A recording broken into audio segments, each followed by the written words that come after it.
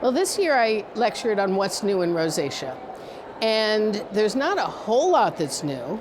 We do have a new medication coming out, a new oral medication, a low-dose extended release minocycline, which very excitingly in the clinical trials was shown to be more effective than 40 milligrams modified release doxycycline, as well as, of course, more effective than placebo.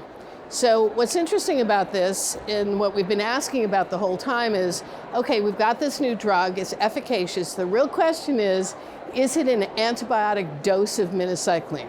Because with modified release doxycycline, we have an anti-inflammatory dose which is not antibiotic in nature.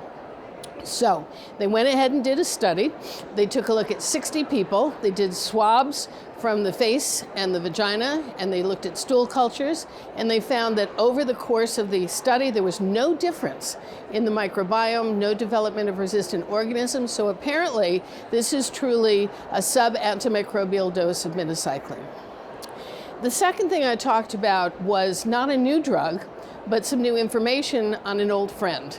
So I looked at the 5% microencapsulated benzoyl peroxide. And what's new is a little bit of information as to why maybe it is effective. You know, when this drug came out, we all said, benzoyl peroxide for rosacea. Why on earth would we do that? There's no bacterium involved, at least none that we thought of.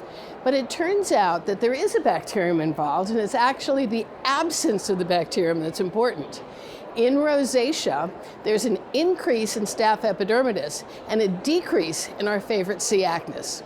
After the use of this medication, it actually normalized. It brought C. acnes back to normal levels, dropped staph epidermidis down to normal levels, so it normalized the microbiome, and theoretically, that's why it's effective. And lastly, I talked about mast cells in rosacea.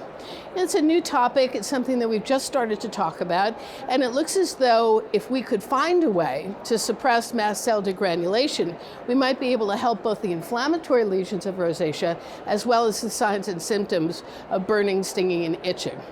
More to come.